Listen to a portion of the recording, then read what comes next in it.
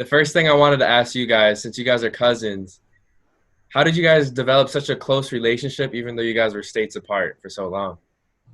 Good question. Honestly, No, you want to answer?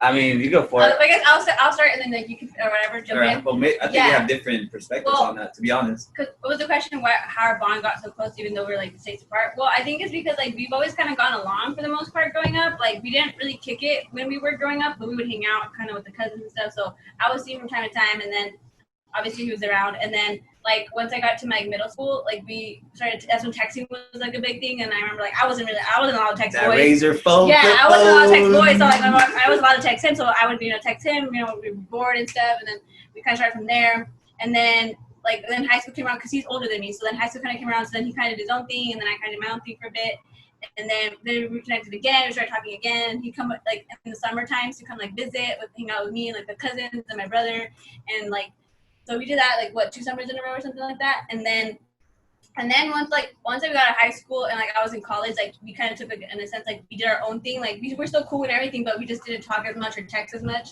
And then recently. Like last year, a year ago, we'd be like, dude, what's up? Like, how you been? You know, like, kind of cut up because I was so consumed by school. Like, college consumed a lot of my life. Like, I was on the grind, working, going to school, doing extracurricular activities, and my internship and all that stuff. So, like, I didn't really have a lot of time to like left over to like go visit or to really like talk as much. And then, but once like school ended, I think that's when that's when he reached out to congratulate me and we kind of started talking again. And they kind of just like escalated from there. Like we would start texting more and just talking. And then I kind of got to the point where we would talk so much. I'm like, bro, we need a podcast porque hablamos tanto. Like, bro, like we talk for days. And sometimes like the topics that we talk about and we discuss, we felt like, damn, like only we can have more people discuss this with us. And that's kind of how like, that's my version of like how our friendship started. And then I'll just add to like, I think how it worked in the end is like, from the very beginning, it was like we just had that friendship from the start. You know, those friendships were like, even though you don't see that person for like weeks, months, even years, but then the one time you see them, it's like you guys never stop talking. Yeah, like, so I think that was one thing. Like every time, every chance we got a chance to kick it, like that's how it'd be like, oh, like nothing's changed. And it was supposed to like because the last time I saw him before we like hung out again was our cousin's wedding. Bethle's wedding. Oh yeah. Yeah, and that was got a down. Crazy weekend. That was a 3-day that got down. wedding. I didn't know there was such thing as 3-day weddings, dude, bro. Wow. They had like a 3-day wedding. We're just like, damn, primo. I was like, yo, this is gonna be legit, like family. No, I was like, we got lit. Like the first hour we landed, I was like, shots. I was like, oh, okay. So that was pretty cool. All right. Yeah, so that's kind of like how like we kept in touch, like holidays and like especially like his parents would always come to visit, my mom, my tia, whatever. So like we just kept in touch. It's just like on and off. Yeah, I think it's just because like at the end of the day, school. like we understand that we are 2 separate people who live separate lives, who are in different Especially time zones. Two different time zones. Responsibilities and like so we're really well aware of that, so we don't take anything to heart. Like if we can't talk that day, or like if we kind of go MIA for a couple of days, it's not like oh my goodness, like why are we not talking?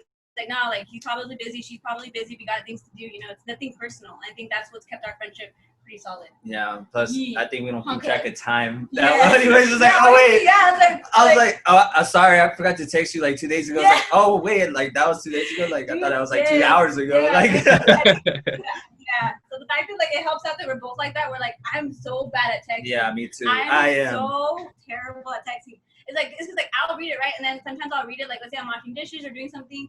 And then I'm like, oh, I'm gonna get back to them, and then I finish, and then my ADHD, I completely forget. And by the time I remembered, I'm like, dude, at this point, it's even disrespectful to reply. Like, I still reply, even though it's been like 5-7 days later. I'm like, just to show like an effort, as in like, this wasn't like on purpose. Like, there's no beat. It's just kind of like at least I'll reply one day. Yeah. At least I got that going on. Like. I feel that. All right. So when you mentioned earlier that you guys first threw the idea out to do the podcast, how did you guys come up with the name Circle Time Thoughts? What? Yo, was your right? Well, or we're just shooting that? Yeah, we're shooting names. Yeah, so we were thinking of. I told them, okay, like our first told them, okay, we don't want it to be too long. We want something that represents us, something that's kind of fun. It's kind of like easy to remember. Yeah, and also because like since we don't have like a specific category that like we speak about, like we talk about all topics, so we didn't want to commit to just one thing. So okay, let's make something that's kind of like universal. Like it's kind of like something that can kind of cover everything in a sense. And then we were kind of spitting ideas, and then I don't know how it really came about, but we kind of broke it down like by three words. Like when we thought circle time thoughts, I'm like, oh, that's perfect. Like we found at first, it took us like a couple of days to sit on it, because at first I was like, I don't know, dude, like does that sound too like? And then I was like, well, but it checks out. Like we made a list, and it all checks out. What the requirements were in a sense of what we were looking for. Like, it was beyond bare minimum requirement. Yeah. So then like what we liked, what first got our attention about circle time thoughts is like, it brought us back to the nostalgia. You know, I'm pretty sure, like, I don't know if you went to preschool or like kindergarten, you know how like there's a time where like you share like what's going on, or they go over something, or like, you know, just a time to just share your thoughts. Yeah, in a circle.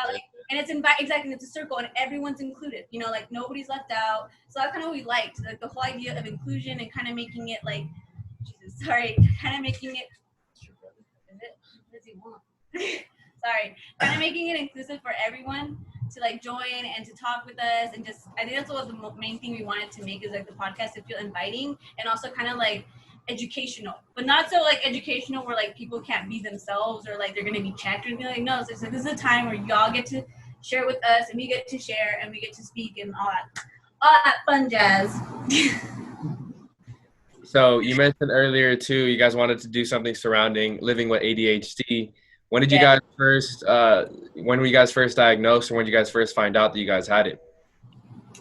I was diagnosed a lot sooner than Lee. I was diagnosed at 19. Well, how old were you when you were diagnosed? I think I was 25. Like I was kind of late. Yeah. Especially I think over here on with my side of the family. I think it was more not, just less talked about. Yeah. But also it's like we just handle things. It wasn't necessarily bad. Like over here, they're a little more old school, so they just handle things, more differently. Okay. What was your guys' first initial reaction to hearing the news? I was relieved because for the longest time I thought I was dumb, or I thought something was like wrong, or like, I thought like, what the is going on? Like what, there has to be something wrong. Like if I came back from the doctor and they told me like, nothing's wrong, it's just you, I would have lost my mind, because I feel like I don't feel like my brain didn't feel right. I don't know how to explain it. Like I just started, like, as I got older and I really started observing my surroundings and really just started becoming more aware of like how to learn, I started realizing like, like this is a lot harder. Like this shouldn't be this hard. Like regardless if like I'm like sitting in the front trying to pay attention, like I just can't. Like it's just I'm hard. It's hard to retain information. It's hard to get me like focused on anything. Like I don't think this is like to this point, especially like I thought like especially at that age, I'm like, dude, I should have grown out of this. Like I shouldn't have these issues anymore, especially like in college.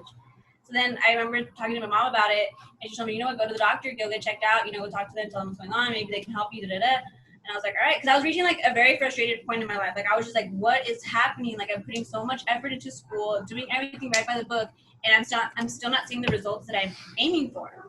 Mm-hmm. And then when I talked to the doctor, I got screened, and they talked to me, and because like the previous family members in my side of the family had ADHD or have ADHD, so like it was more common, like, oh yeah, like is it in your family? I'm like, yeah, and then because it's like most likely run genetically, so it was a lot easier to diagnose me. And then but once I got diagnosed and once I like found my doctor like to help me with my brain, dude, life got so much easier. I have a bachelor's degree, I have 2 associates, like life just turned completely for me, like completely like a 180. Like it was great. It was great. That being diagnosed was probably like the best thing that's ever happened to me, and me doing my own research on it and learning how my brain works and what coping mechanisms work best and all that, like just has been relieving. So that's my story. But what about you, Lee? How did I feel when I found out? Yeah, like how was Dude, I was relieved because mine's kind of like her, but like kind of opposite. I was happy because I was right. I was like, no, I didn't have a problem. Like, I was like, I knew like I didn't want to do my work and all that stuff through school. 1, because I didn't like it. But 2, it's like not because I was dumb or anything. I was like, I don't feel like doing it, but I understand the material. Mm-hmm. But, that's why like teachers would hate me, because like I would pass because I would always pass a test every time. And they'd be like, I wouldn't do the homework. And like, why don't you do it? It's like, because I'd rather play Halo 3 all day. And I tell them, shut up. I'm like, what do you do? I was like, I get home, 3 o'clock, hop on the Xbox 360, hop on Halo 3, hop on with the boys, and it'll be like 1, 2 a.m. And I did that for like 3-4 years straight. Dang. But like I said, and then when I found out, I was like, oh, like this is the reason why you never want to do the homework. I was like, oh, that's cool. But regardless, like I like, the way I work is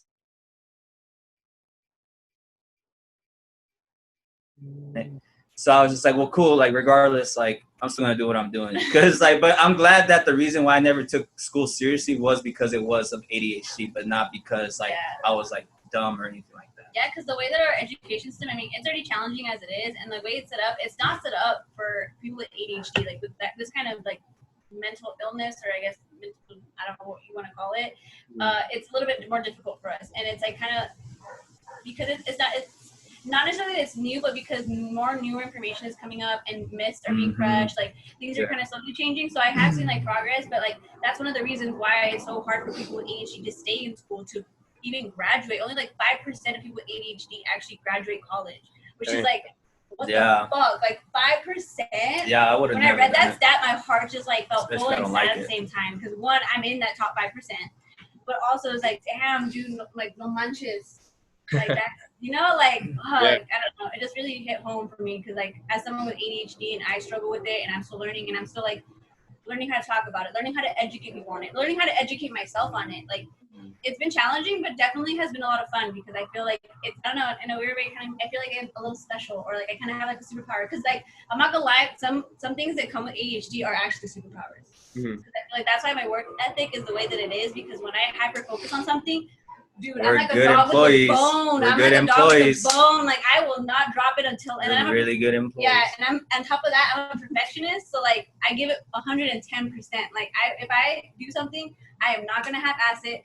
I'm gonna give it 110%. Otherwise, you know, I'm not even gonna do it. I'm not even gonna bother. That's our greatest downfall at the same time too. Yeah. I forget that. Yeah, it's like our big. Don't it's like our Achilles heel. oversell it too much. It's our Achilles heel for sure. Double-edged sword. It is a double-edged sword for sure, but gotta be careful. I try to focus like on the positive of like what ADHD brings us, because there is a lot of, unfortunately, there is a lot of hardships when it comes to ADHD, and it can get really hard, and it can get really lonely too, because not everybody understands. To be honest, I think the reason why we get along too so much is because we both have it, so we both know like how our brains are different. Like we can identify our thoughts that are ADHD or tendencies versus like, I guess I call it like a normie brain. Yeah. So it's like, and it just feels nice. It's like, oh, she's just having an ADHD moment. Yeah, like I know not to take this personal whatsoever, because she's just mamming, or I'm mamming. Like, I think that's what helps. Yeah, you mentioned earlier though that not a lot of people know about it. When you first discovered that you had ADHD, were there any stereotypes or things that really caught your attention that like just due to a lack of information growing up about ADHD and living with it? I would definitely say like we do come up as like lazy, and that's not true. Like it's like, I don't know how to explain it, because it's like when our brains. So just to break it down, ADHD also means that our brains do not produce enough dopamine and serotonin. So, and our brains cannot control it either. So picture your brain that sucks at making a happy drug, right? So if we're asked to do a task that we know will not produce a happy drug, it is really hard for us to do it, because we're miserable. Like we're really actually miserable. Like our brain is miserable. Like, not to be dramatic, but our brains are miserable while doing that task. And that's why it's hard for us to do it. So for example, let's say like, you know, my mom asked me to go like mow the lawn, and like let's say like that doesn't bring any dopamine. Like that's something I don't like to do, right? So then like my initial thought is like, I don't want to do it. And like in the normie brain, like they would be like, oh, I don't want to do it, but they would eventually, or just like let's just do it, get out of the way, you know.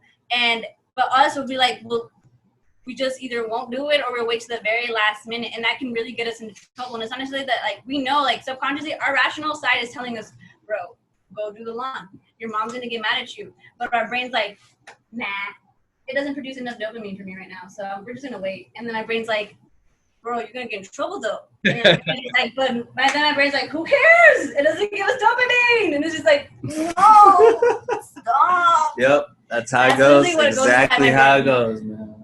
Yeah. I really love that. Yeah, like I don't know how else to describe it. Like it's like I don't do it on purpose. It's like rational me inside my brain is telling me, yeah, girl, go listen to your mom. Don't get in trouble. But my brain's like, And because my brain controls like majority of my body, it's kind of hard to like, you know what I'm saying? So I gotta like really negotiate. And then I tell her, okay, you know what? Maybe we don't do a lot, but later we could go do this, and that will give us dopamine. And then she'll be like, okay, fine.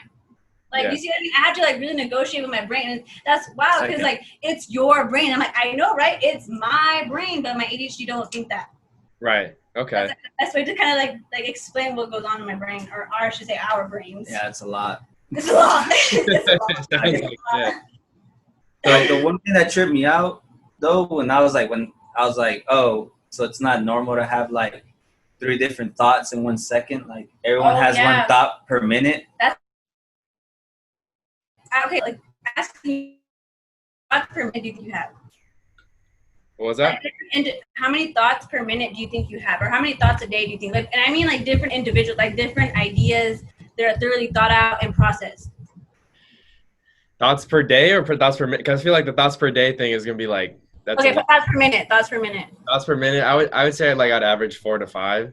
Like, okay, so maybe because we have a lot. So I have like that's like us though. No. 4 to 5 per minute. You have more than 4 to 5 thoughts per minute. I have like 12, 14.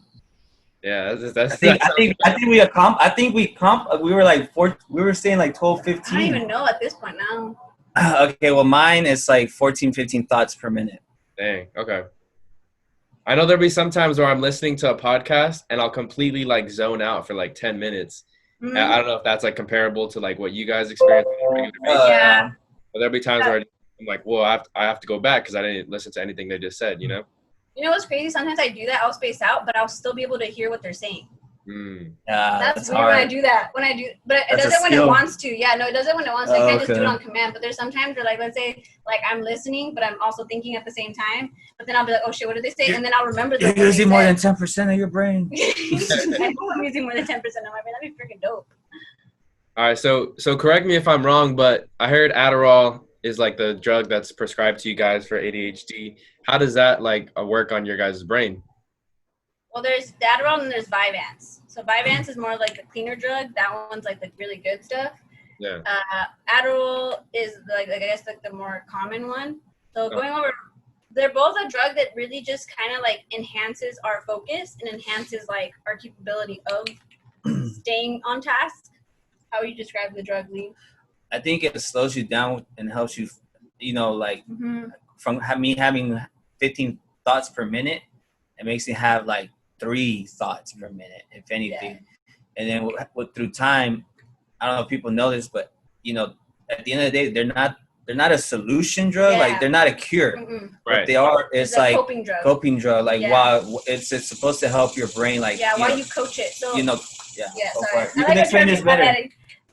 So like when you're on Adderall, so kind of what happened with me was like when I was officially diagnosed and I talked to the doctor, like, okay, Jazz, this is what we're gonna do. We're gonna put you on some medication to kind of get your brain aligned, because again, it's also like a chemical imbalance that's going on in our brain.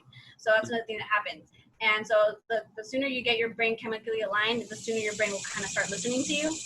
So I started off, on that, and then like they started you off with the doses that they think you need, and then like you go in, you talk to them, they kind of monitor your brain, like, okay, how you doing? They help you build like the coping skills, like staying on a routine and like holding yourself accountable, and like little things that like you're working at while you're on the medication. And then little by little, as time goes on, like my doctor has weaned me off. So like every year, like the goal, like because the goal is to get off. Like for me, the goal is to be able to function without being on my medication every day. And I've gone pretty far. Like so, I think as long as you continue to build those coping skills, and like along with your doctor, and along with like being mindful of your body and your mind and all that, like you are able to wean yourself off the drugs. Like you don't have to be on the drug. There's some people that prefer to be on it, and that's good. Like that's their choice too, because like not everybody's like size fits all. Yeah, everybody's situations they're in. Like there's just people are like But just to like clarify that misconception, like you don't have to be on drugs. It's preferred to be on the drugs while you control your brain and you coach it, but you don't have to be. I mean, it is kind of like scary though being off your meds when you're just full on ADHD, because like because we're so impulsive too, because we don't have also that control of emotion. Like our brains don't know how to control it. So when we feel sad, it's like we feel sad. And when we feel mad, it's like we feel mad, because we don't know, like, hey, only use like 3 pebbles for this to be angry instead of using all the pebbles, And we're like, use all the pebbles. And it's like, no, you just stub your toe. You don't need to use all the tub. My pebbles were made for them. Yeah, but apparently we're not supposed to use all of them. We're supposed to use one at a time. So it's like that movie. It's like that movie Inside Out, kind of. Then, right? Yeah. Okay. Pretty much. It's just really like we're really just and I feel like as we've gotten older, I know for sure I've gotten so much better at controlling like my emotions and not being so like used on certain things, just because it's like you got to learn how to control it. Calibrate your emotion to the actual situation. I especially have my anger under control, because I used to be bad in high school with my anger. Yeah. I was the type of dude like eye for an eye, like you know, oh, you messed me, like, oh, you did me wrong, like I gotta do you back like 10 times worse. Like it has to be 10 times worse. Yeah. Okay. I just saw blood too much. Yeah, probably too much Call of Duty and Halo. We're literally the complete opposite. He's like night and I'm day. Like he's very thick, tough skin, tough person, and I'm over here like I'm a soft, gentle little flower. I feel like it's different every day. Sometimes I feel like sometimes it's vice versa. Like sometimes I'm like, whoa, well, I'm like, man, I'm scared. Who are you? Bro, that's because you push me. I do like to push. Yes, like I like to see where the line's at. Like, he's like, and then I forget where the line's at. Like, I'm just like, bro, I'm about to clock. And then why are you doing this? I was like, you know why I'm doing this? I'm trying to see like the where I don't cross the line. Like to push the boundaries of making me mad. Yeah, like, keeping you on your toes. Yeah, because I don't really get mad. When I do get mad, it's like that's not good. So I try not to ever get mad. So and then this guy loves to push it. I'm just like, he's doing it on purpose. Don't give him that satisfaction. Sometimes I want to clock you. Sometimes I'm just like, hey, you gotta be ready for the social, comments and all that. Yeah. That's what I'm preparing you for. Like, that's really what it is. Like, it's not nothing personal. That's funny though, because I forgot what comedian said it. I think it was Dave Chappelle, but he described someone as a habitual line stepper. I don't think you guys heard that from the Chappelle show. He's like, he's a habitual line stepper, Yeah, that's him. And I'm just like, you want to get back behind that line, or you want me to make you? Like, I'll stay behind it, but I'm just moving the line though. Like, you mentioned like doing tasks like schoolwork or like doing the lawn and stuff that were tough for you guys to focus on. Were there any other things too as you became adults that you guys really noticed that you guys had a tough time, whether it was like cooking, driving, or anything else like that? I think for me, that's when I realized that the ADHD. I think I had a hard time like that. I was like, in general, I was like, that's why I had a hard time with relationships, like friendships, romantic, all of it, like just all across the spectrum. Yeah. Like even with family and all that, because like I realized like, oh, like you, like I said, like you guys don't think like me. Like I said, I assume everyone like had 15 thoughts per minute, and like so like I would say some things and the people would be like, what the fuck did you just say? Like why are you being this deep? And I'm like, or like this I'm sorry. Like I just you haven't even came to that question yet. Like you're still like a few years behind. Whoops. Like, but that was one thing. That was one of the big things I noticed. I was like, oh, like I really need to like, in other words, pay attention to the crowd that I'm speaking to. Yeah, I would definitely agree with Lee. The first thing that came to mind when you said difficulty or challenges would definitely be relationships, just in general, not just necessarily romantic, but just in general. It's one thing that I also do struggle with is because it's like I said, at the end of the day, like people are learning about ADHD. People are learning about like how our brains are and why we are the way that we are. And unfortunately, I have come across like certain individuals that when I like try, like I'd say like I have an episode or like I like have a meltdown or whatever, and then I go back and explain like like this wasn't personal, my bad. Like if I offended you or X, Y, and Z, like this is what's going on. And I've had people shut me down like, oh, you're making excuses or like. You know what? Like and it did hurt. It did hurt because like real personal. Yeah, it's like real personal. Like, and it's just like I understand like whatever I did was, and I own up to it, and whatever and all that. But like it's just sometimes hard to get people to understand where we're coming from. And it's like because for me example, I try to understand where like the person's coming from. If I made them upset or if I did something, especially if my ADHD caused it, like I try to go back and correct it and explain. But not everybody's like as open to it or like know enough about it. They kind of see it as kind of like again as excuses. They mainly always just see it kind of like, oh, you're just putting up excuses or why you don't want to do this. And it's like honestly, no. Like I'm not even trying to make up an excuse. I'm owning up to it, but I'm giving you the reason why I did what I did so that you have better understanding for like the future or like if don't take it personally because like I'm someone that does try to work to be better and to correct my mistakes and all that. But sometimes it does get frustrating when the people around you aren't as compassionate or patient with you, especially when you have like a mental disability. It's not like we chose to have our brains like this way. We just got selected, surprise, this is what we have. So I think that's what's been kind of challenging is just finding people in our lives that really understand what it is that we're going through and are patient with us. Okay. I'm curious, does like drinking beer, alcohol, or any other substances kind of like mess with your ADHD at all? Yeah, definitely. I think at the end it's just moderation. But like especially if you have a mental illness, I would say you would definitely have to put extra caution and talk to your doctor. Like but be extra cautious or pay extra attention to your intake, especially with mental illness. And also like feel comfortable. Like if someone is like listening, like feel comfortable. Talk to your doctor. Like I'm really open with mine. Like yo, how much can I drink? Like like for example, like when I take my medication, like I make sure I don't drink until like the end of the day, or make sure I have food in my system or drink enough water. All that, because that does take a toll on our brain and all that. And like again, just run it by your doctor. Like talk to them. They know you better. Like in the sense of like what works for your brain, especially if you've been really open. So that's one thing I recommend before. Because I think that's a problem. Or like any drugs and all that extra stuff. Like just talk to your doctor about like your brain and what's working for you. That's not going to mess just up. Just because it works for somebody, Just because like for example, I'm able to figure maybe like Lee can't figure because it'll mess with him. It's kind of like that. Yeah. Okay.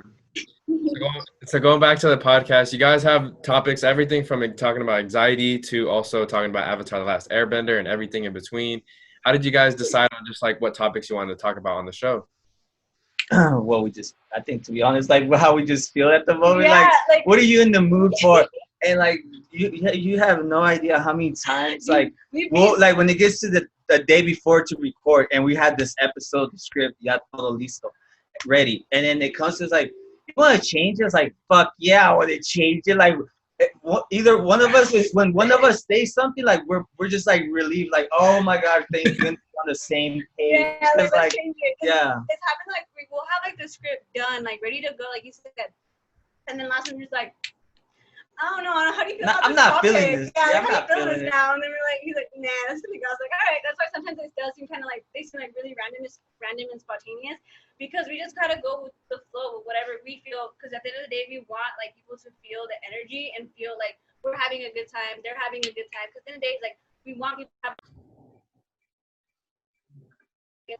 We were ready to record. Oh yeah. And as soon we set up the computer and everything, we've already been having trouble with recording. I'm sure people have noticed. Like I was like, wow, we're having problems when we're like technical difficulties. Like next to each other. But anyways, and we were ready to record, and then like guess what? Like we were talking about anxiety, and then anxiety. Yeah, and then anxiety hit us hard, and we're just like, hold on. Hard. Yeah, it was like how ironic. Like we're all we had to do was hit record and just hit and like. And we had to stop and say, okay, hold on, because like it just didn't happen. And it just happened. And then it was like, dang, what are the odds that like we're doing an episode of anxiety and we got hit with mad anxiety? Like, I don't know. Yeah, because I was like, I'm not recording. And you're like, maybe it's because we read up on it, so we read so much up on it that it gave us anxiety. Kind of brought it out in you guys. Yeah. Okay. Now, I did bring up Avatar: The Last Airbender because you're one of the few people that I know like really loves the show. Do you guys have a particular favorite character in the show, and what do you love most about them? I think my favorite character is gonna definitely be Iroh and Sokka. I think at the end of the day, and then especially the swordsman master. He's really my favorite. And then the firebender that tried to teach Aang. Yeah, what was his name? I always forget his name. Zhong, something like that. Yeah, Zhong. Yeah. But yeah, those four definitely. But if I had to choose one, then I feel like my youth one would choose Sokka, and my wannabe wise old self would want to choose Iroh.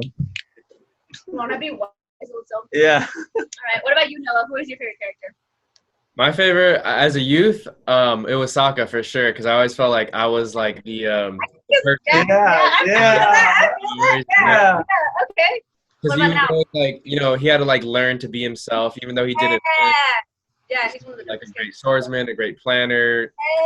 Yes, you are Sokka. Oh my gosh, you are. No, but I will say, as an adult, like rewatching it again, I will say, Uncle Iroh is my favorite character because I aspire to be him, like on his level. Yeah, we all do.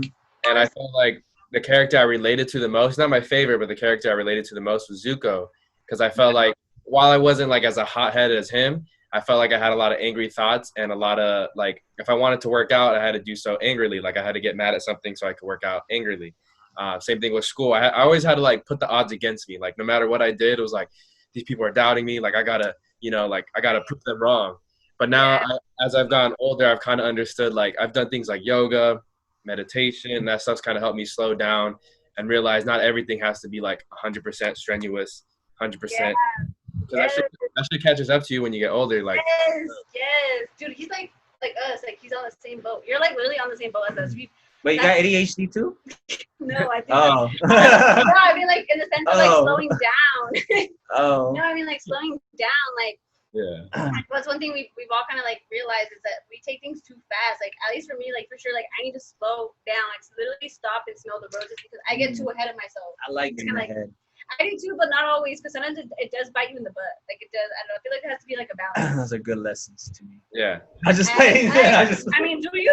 Everybody's different. Each their own. They're too destructive sometimes.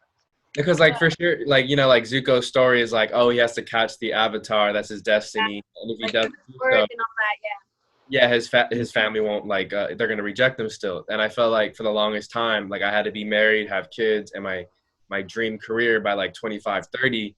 And as I hit 23, I was like, oh shit, like I'm not gonna have this in a couple of years, Yeah. And so I had to realize like I can't be living for other people's like approval, Right. I agree.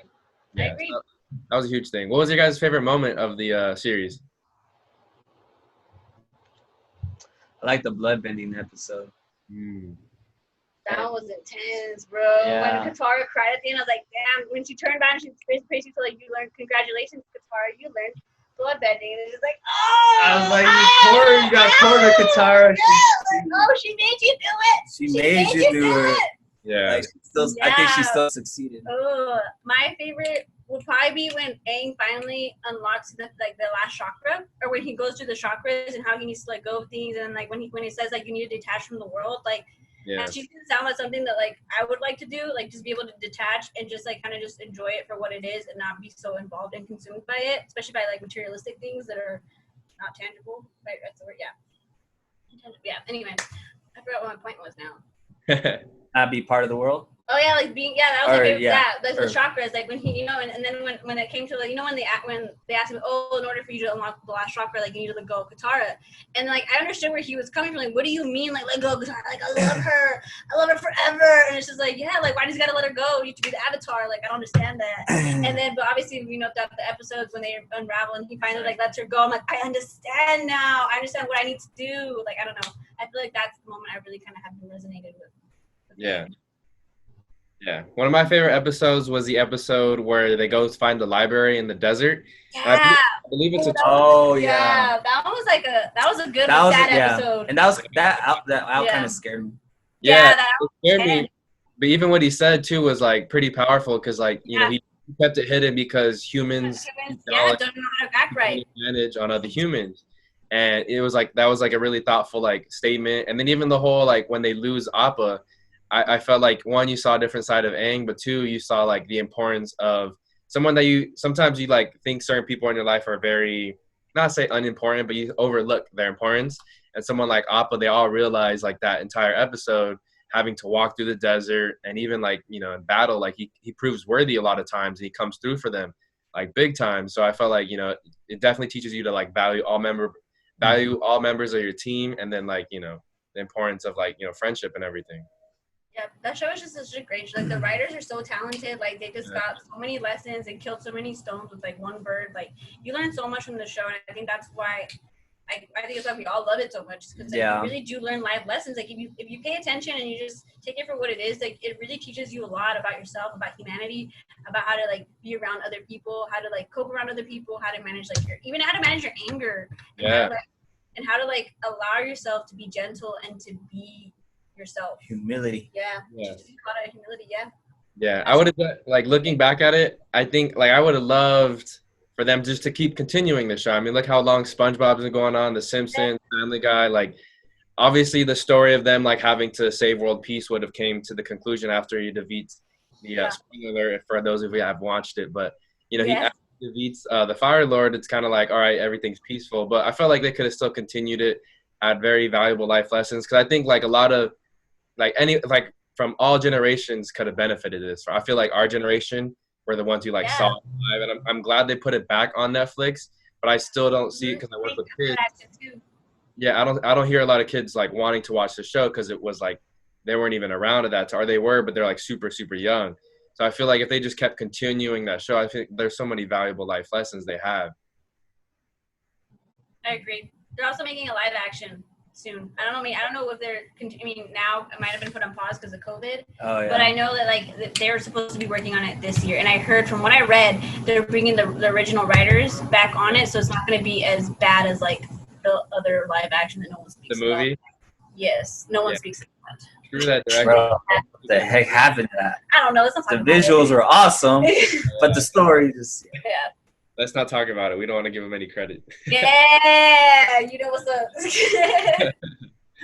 So what are some, for the podcast at least, what are some goals that you guys have going forward for the rest, in the upcoming future? Really, I think we just started this really because in a way we're just trying to find our tribe.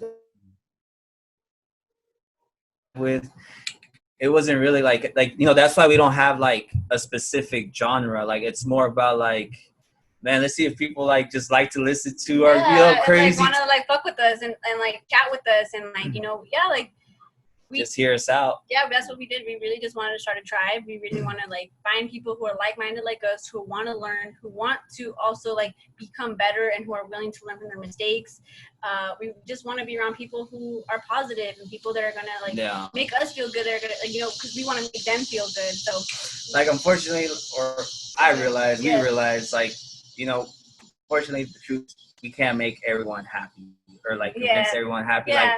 At the end of the day, it sucks that there's some people that just gonna live life unhappy, and that's why we're since we know that's a reality, we're kind of sending an SOS in a way, kind of hey, people who are still hitting their heart on life, we gotta, we're trying to vibe, we're trying to keep that momentum going together, because we will we know what it's like to not be motivated. We know what it's like to have a mental illness. We know what it's like to go through depression. We know what it's like to have anxiety. We know what it's like to have been bullied. We know it all. We can literally have empathy for anyone who comes to listen to us, and that's kind of what we want to put out. We want people to know yo, we got you. We're here for y'all. We're here to educate. We're here to talk. We're here to have fun.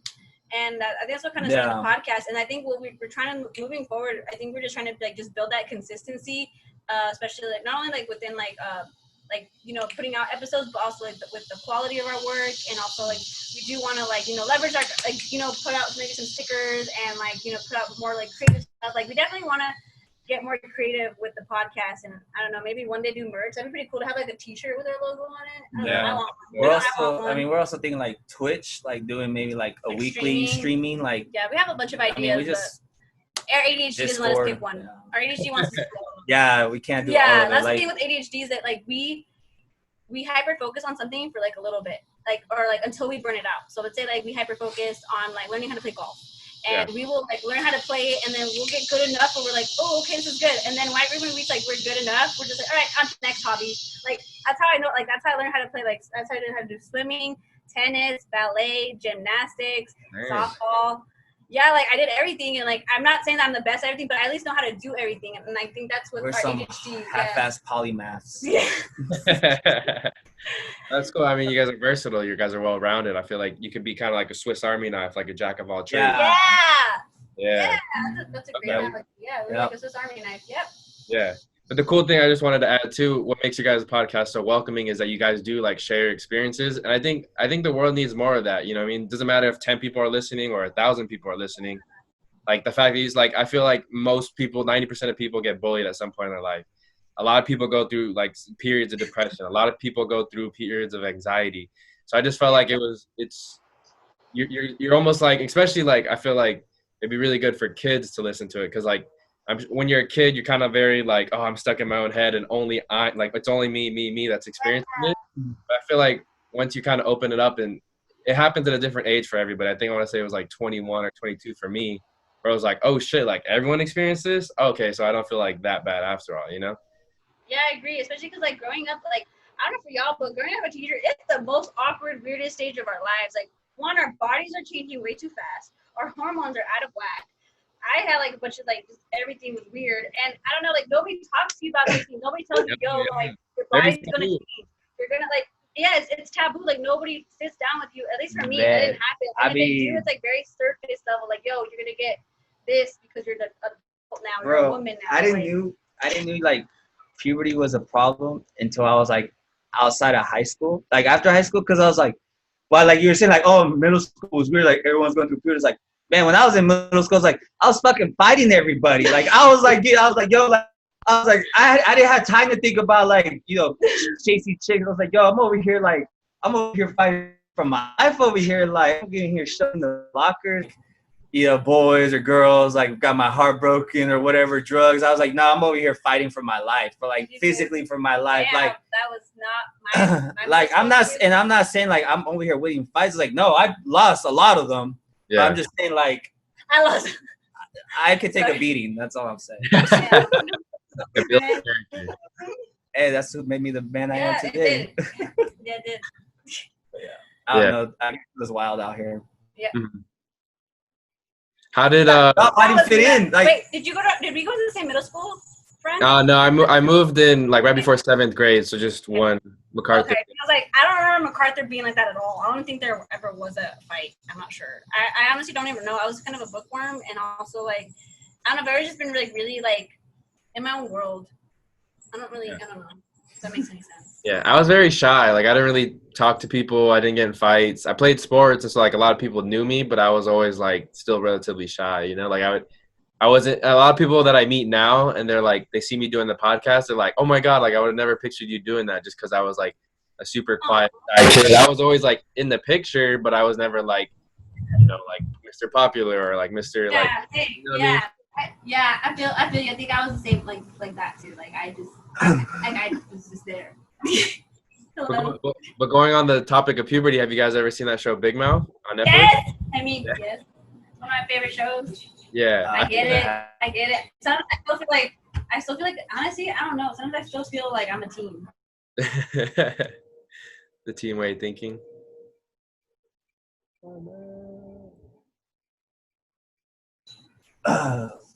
I don't know what show that is.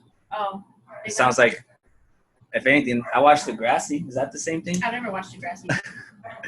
Before Drake became Drake, he was Jimmy. I did see like the first season of Degrassi. I do remember Drake getting shot in that video. His name was it was terrible acting, man. Yeah. I mean, just that scene. Just that one scene. Like when he got shot, I was like maybe just. Oh. Just that one part. Was it like delayed like that and it's like. Yeah, he's like I was like.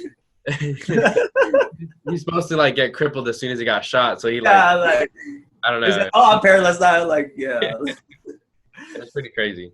But yeah, just going back to Big Mouth real quick, I think that show's like super important because it talks about all those things that are like super taboo to talk about, like the puberty, like the feelings that guys have towards girls, and then also the feelings girls have towards guys, and then just like everything else from like parents, pornography, shaming, like creepy teachers. Like I feel like all that shit's like normal, and it's super funny to like witness all that animated version. It's almost like you're reliving because like when I watch it, I'm like, oh yeah, I went through it, and it simulates me. Oh my god, yeah, and then it just brings back your memory because I agree. And I do like the topics it touches on, especially bringing in like also like a female's perspective of like how they deal with like their hormone monster and like what goes on through there, especially because that's so taboo. Like you only hear about guys being talked about that and like what they go through like with their hormone monster and stuff. Like that's only talked about. But girls, like we go through stuff too. Like besides going through like our menstrual cycle, like we go through other shit too. And I feel like the fact that they're talking about it and making it less taboo and like you said, not shaming it.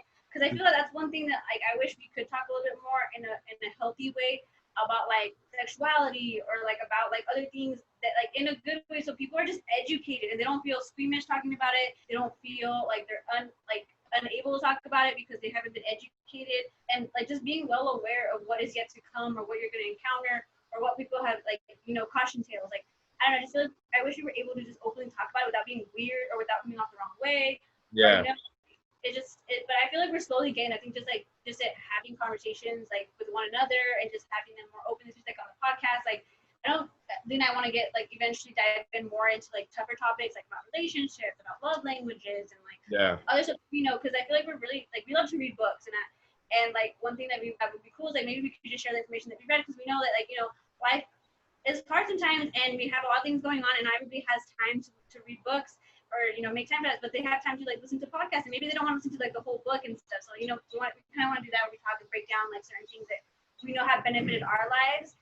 Yeah. That maybe they could benefit somebody else's. Yeah.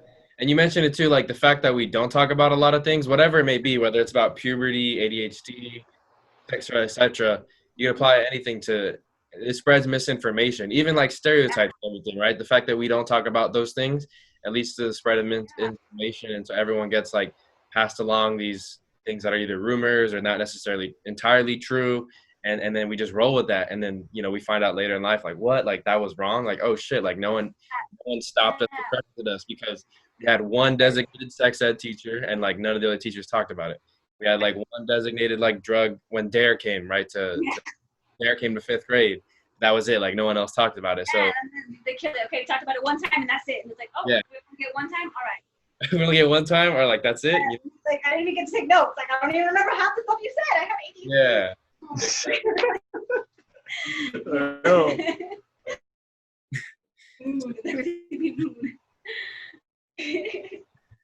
Do you feel like? I agree. Going back to the podcast, do you feel like now that it's easier for you guys to record and plan things now that you guys are both living in the same state, in the same area? No, I feel like we've been a mess. Like, it's still a good mess, but like still a mess. Trial and error. Yeah. Like I had a feeling too, and I was like, I thought it was so funny that like we had more, I guess you could say, quote unquote, like issues recording in person than we did recording apart. Like apart. Yeah, recording apart just seemed like so much easier. And then now we get together, like we don't know how to, like, why does it sound like this, or what are we doing wrong? Like I don't know, it was just really interesting to do that. Yeah, like I was like, oh, there's more technical work with 2 physical bodies now in the room. Yeah. Like you know what I mean? Like where before I was like, oh, like. I'm getting like, it's just kind of weird. It's just technical work. I guess we didn't anticipate like, oh, hey, like now that we're in one, like, like one you gotta, yeah. Settings have to be tweaked. Yeah, so we didn't count. So we've had like that, and then I think just because like we've been having a lot of fun, at least for me, like I know I'm like on vacation mode. So, like, I am too. Like I'm still not. I mean, we're not working, but still working. Yeah.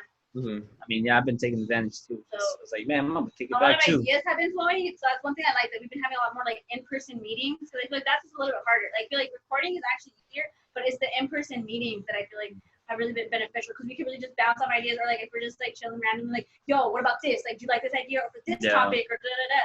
Yeah, write it down. Like I feel like that's what's been useful and helpful, is being able to bounce ideas like right off each other and like right in the moment, versus like because before like we would set meetings like every third day of the week, like, we have a time slot where we like talk about circle, and then we just like go over what we want to do, or like the script, or like what topics are coming up, or visuals and like all that stuff. Okay, nice. Now, sticking with this year, obviously it's hard to like talk about this year without mentioning COVID-19 and everything that has happened too. With a lot more time on your guys' hand, how have you guys handled that, more free time, and what have you guys been keeping up with? Can I go first? I think for me, that definitely benefited me both mentally and physically. Mostly mentally, because, man, I needed a break. Amen to that, sis. And luckily for me, this is a blessing in disguise. Yeah. I've been able to finally, I would say after 10 years, like what, 2 weeks ago, I finally slept for 16 hours. Oh, yeah. And like, I didn't, until I pointed out to her, and she was like, yo, that's not normal. I was like, oh, snap. I knew that wasn't normal. And I still didn't notice like I was doing that. And I was like, yeah, I've been doing 3 to 6 hours of sleep for 10 years now. Like, yeah. Right? So like, yeah, when she pointed it out, I was like, you know what? Can you watch the kids? I'm gonna go get a hotel. Yeah. I gotta sleep. I got like 3 days. I was like, yo, I'm gonna relax now. Like, dude, I just slept for 16 hours straight. Oh, that's nice. But you needed that. Like, you needed that sleep, girl. 10 years overdue. Yeah. But that's, like I said, that was like, oh, I need to relax. And what taught me was like, I need to relax more. Like, slow down, all that good stuff. Slow down, grab the wall. Just kidding. For me, it was. What was the question again? Just what have you learned? What have you done to pass time? And how has COVID-19 been? I agree with Lee. Like, he is kind of a blessing in disguise. I feel like it's really allowed me to focus on myself and kind of just December because I feel like especially like after I graduated, like and I got my job right after like graduating, like I feel like I didn't have like or gave myself that time. Okay, what is my next goal? Like what is my next game plan? Like my game plan for the longest time was to graduate, you know, get a job, and then when I completed that, like I didn't have enough time to even set myself for new goals. And then when I was on the way of trying to figure that out, like, you know, COVID started happening and like, so I feel like it gave me the time to just like actually like not work, focus on me, focus on like my mental health, focus on my health. Like I've been exercising, I've been like making sure I drink enough water. I've been trying to like monitor my sleep, making sure like, you know, cause at this point, like literally like the way I see it is like I have no excuse at this point. I don't have like a job right now. Like I don't have to like, you know, it's not like we can really go out anyway. So like I feel like the way that I see it is like if you don't leave or if you don't come out of COVID, Jazz, like more intelligent or just more at peace, just a better person, then I think you did quarantine right. Because I feel like this is the time that's perfect, especially if you're able to and you have that opportunity, like take advantage. I know like I am like, you know, work on our mental health.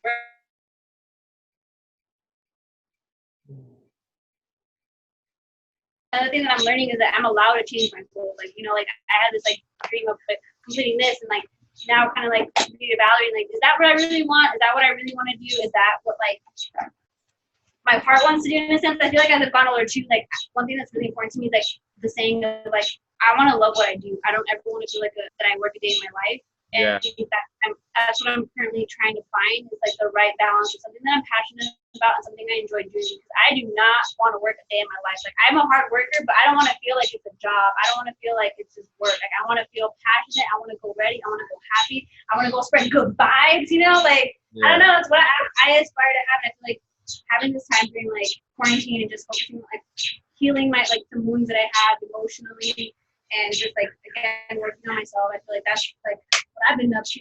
Really, just you know, being an introvert at home, looking at that sometimes, reading books, eating a lot. Yeah, that's pretty much it. Okay. Oh yeah, working out. Hopefully, I answered the question. I feel. Yeah. No, you did. Yeah. And that's a common theme that I feel like it happened with a lot of people, at least in my circle. The time to grow, the time to check in on your mental self. Just because we had so much time, and I feel like in the first week or two, everyone was like, "Oh, like you know, like I felt like people try to do too much because they're like so used to that busy life." So they were like tagging everyone in push-up challenges, and all these different challenges were popping up. Yeah. That was fun though. I like that. I felt like we were all really vibing. I liked it. And then that was fun. And then they kind of like burned out after like 2-3 weeks. Everyone was kind of like, "Whoa!" But then, at least for me and people that I've talked to, is like, okay, now we have this much time. Like I got into yoga, I got into meditation, I got into reading different things, and so I feel like it was like Lee said earlier, it was important for a lot of us. It was a blessing in disguise just to slow down, because like, especially like living in California, I'm sure Dallas is a big city area too. It's like this where it's just so fast paced. Like you know, you hardly have a time to like take a, like you said, take a step back, relax, and breathe kind of thing. You're always just moving on to the next thing, it was like I always think of this like this period. Obviously, it's sad what was going on and everything, but in hindsight, for like my own mental health, and I think for a lot of people's mental health, it was a blessing in disguise. Yep. Agree. I agree. I strongly agree. So before we wrap things up on the show, I did want to ask a few quick hitter, fun questions for both of you guys, just to help the audience to get to know you a little bit more. If you guys could have any topping on a pizza, what would it be? Well, other than pepperoni, but that's simple and plain. Alfredo sauce with spinach. Alfredo sauce with spinach, green bell pepper, red onion, and pineapple. Yes, I said. You haven't even had that. Nah. That belonged to me. Okay. Okay, you're right. That was the question. Yeah. But I was like, but you haven't even tasted it. I know I like all those things, so I know I'm gonna like it. Okay. Okay. I won the bet. All right. $100. You heard it. That $100. I'm gonna get that next time. And I bet you. How much did you say?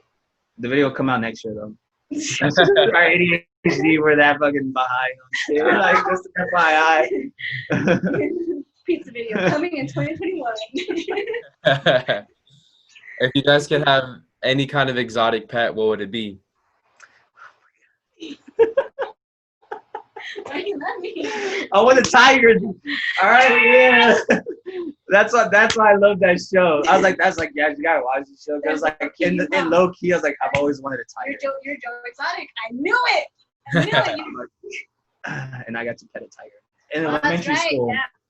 Right. But we could be. No, you said we could own. Have, right? yeah. I like all of them. Exotic. I know, So like not legal to have.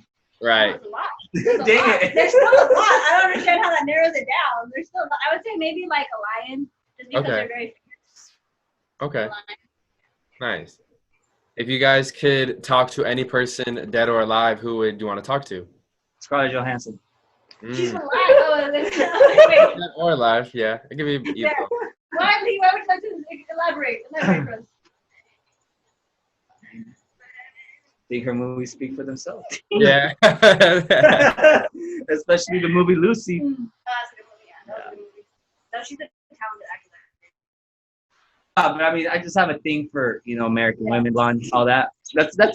I'm just being real. I'm just being real, and and then just in my opinion, I think she's the prettiest one. And when it comes to those categories, Yeah. Like I said. But I want to talk to her, but I don't know what I would say. What would you say? I probably just say hi, and run away, like Hey. and then just stop, like. And she's like, But or Socrates for dead person, Socrates. Okay. Yes. okay. That's a philosopher.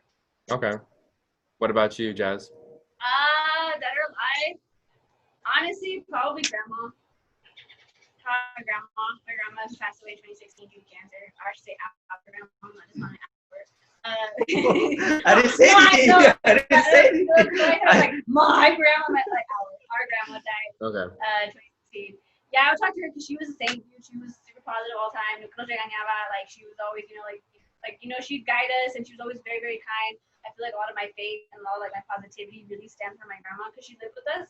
So like I really grew a lot from her, and I got to like just like indulge in a lot of her wisdom.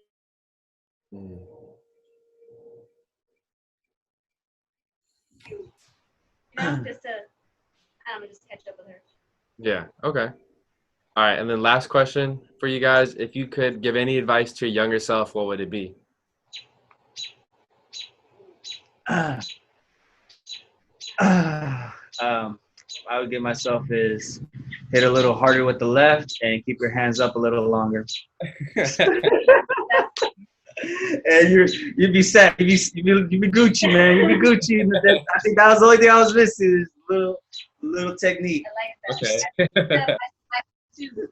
That applies with like life as well. I would say for me, just hang in there. Things get better, and just continue to be you. Don't like let society tell you that you can't be you. Because I feel like I let that happen to me a lot. The rules were meant to be broken. That's what rules were. If it has no rational or like effective reasoning to why we had that rule, then that rule was meant to be broken. Yeah, I feel that. Well, thank you again, guys, for hopping on the podcast. Really looking forward to you guys' show in the future, what's to come, and everything else. Do you guys want to plug anything, Instagram or whatever else? Follow us on Circle Time Dots. It's Circle Time Dots. All one word. All one word. On Instagram, Twitter, Twitch. Yeah. And then our LinkedIn, MySpace. Wait. Yeah, you can follow our personal handle I'm Jazzy Jeff. And System Darko. But yeah. I think that's it. Awesome. Oh, DM us if you want stickers because we're trying to get rid of them too. We're trying to we did a trial and error with this these stickers, and we just want to get them out so we can start with new stickers. But we like these stickers too. We just this is the first ones. Yeah, that's the first two. We can't waste. Yeah, exactly. I see it. Stickers, we got some. All right. Yeah, literally. All right. Thank you again, guys. All right, man. Bye.